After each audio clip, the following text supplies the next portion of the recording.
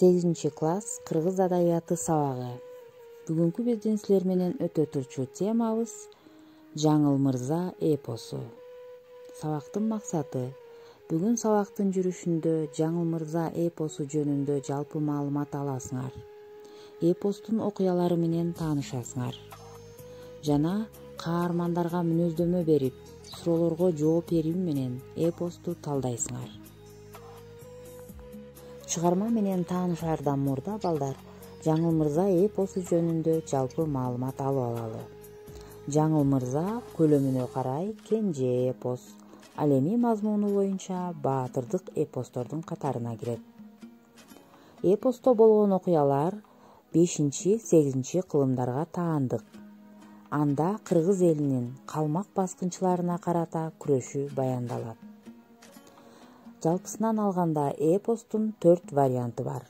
Алар Тоолок Молдо, Абдыкалык Чоробаев, Молдобасан Мусулманкулов, Ыбрайым Абдрахмановго тиешелүү варианттар.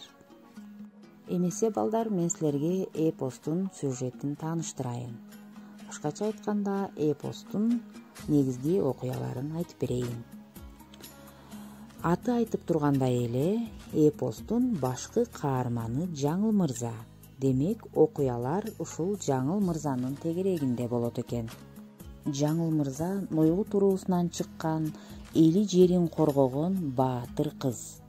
Ал 12 жашка келгенде жаа тартып, ит агытып, куш салат. Жаңыл мырза көзгө атар мерген болгон. Кыз болсо да калмактардын чабуулун токтотуп, өзүнүн элине эркиндик алып келген. Жаңыл кыз болсо да эли жерин коргогон, тайманбас, намыскөй, баатырдык касиеттерге ээ болгон үчүн эл арасында Жаңыл мырза деген атка конгон экен. Баатыр кыздын ашкан эрдиги, кайраттуулугу көп элге тарайт. Айрымдары Жаңылдын багын байлап, күч менен үйлөнөбүз дешсе, айрымдары жуучу жиберишкен. Бирок Жаңыл кыз жашы 27-ге жетсе да, эли жерин кыйып кете албайт. Сарсейиттин Үчүке жана Түлкү деген 2 уулу болгон экен. Үчүке абдан акылман, эл билгич экен. Ал эми Түлкү болсо өзүнүн баатырдыгы менен эл оозуна алыныптыр. Түлкүнүн энеси абдан заар, оюндагысын кылган, бет дегенин бербеген аял болгон экен. Ал Түлкүнүн аялына келген күндөн баштап кас чыгат. Сарсейиттин айылы айылдан Соңкөлдү көздөй көчүп бараткан эле.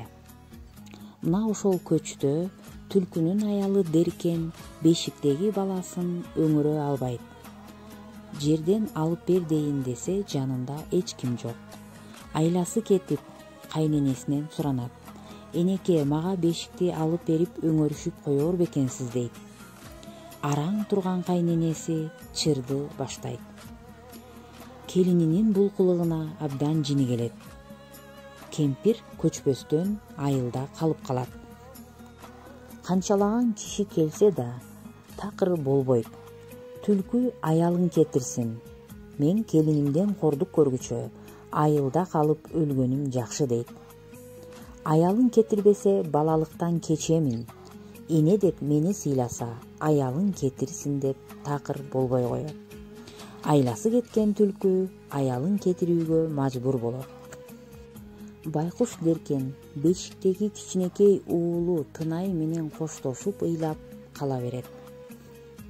Ошол кезде Түлкү 20 жашта эле. Келининин кеткенине сүйүнгөн кайненеси көч артынан тез эле жетип келет. Ал баласы Үчүкенин үйүнө түшөт. Келген күндөн баштап Түлкүгө киши жиберип, жанын койбойт.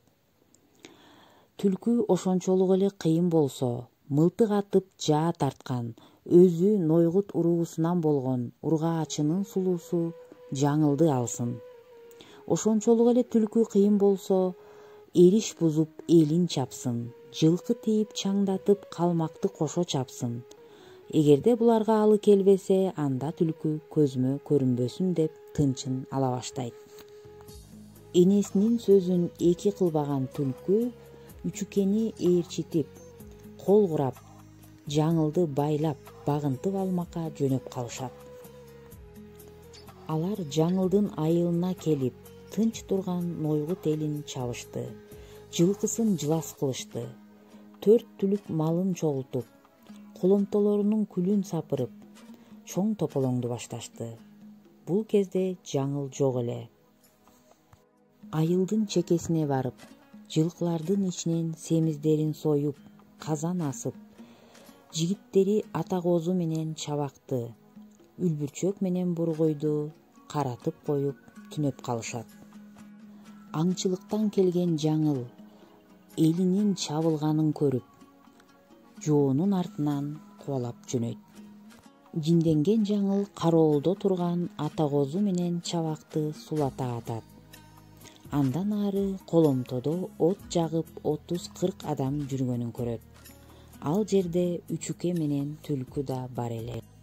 Ошол жерден жаңыл түлкүнү биринчи жолу көрөт. Сомдогондой билектүү, сом кара таш жүрөктүү, түлкүгө тийсе тийип алчу эрекен деп атууга кыйбайт. Жаңылда түлкүгө болгон жылуу сезим ойгонот.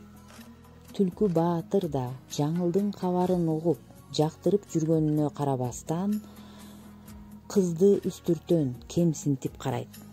Ал аңгыча кайда барса жанында ээрчип жүргөн жаңылдын тайганы оттун жанына келип шимшилеп калат. Ошондо түлкү баатыр канчыктын канчыгы да келген тура деп тайганды бир урат. Түлкүнүн бул кылык жоругу жаңылдын намысына катуу тиет. Өзүнүн күчүнө ишенген баатыр кыздын жүрөгү мындай суук сөздү кечире албайт. Жаңыл оройлукка ок менен жооп берет. Токтобостон биринчи үчүкени атат. Эмне болду деп түлкү үчүкенин башын жөлөп турганда, түлкүнү да токтобостон башка атып жиберет. Удаасы менен 5 атат. Өпкө боорун теши атат. Үчүке менен түлкү ошол жерден жан берет. Калгандары жан соогалап багынып беришет. Ошентип жаңыл өзүнүн өчүн алып, жылкыларын айдап айылга кетет. Чындыгында жаңыл жаатканда, жаңылга тең келер эр жок эле. Эмесе балдар, бүгүнкү темага байланыштуу тапшырмаларды аткарып көрөлү. Мен азыр силерге бир нече суроолорду берем. Ал суроолорго ойлонуп жооп беребиз. Ушуну менен сабагыбызды жыйынтыктайлы. Саламатта калгыла балдар.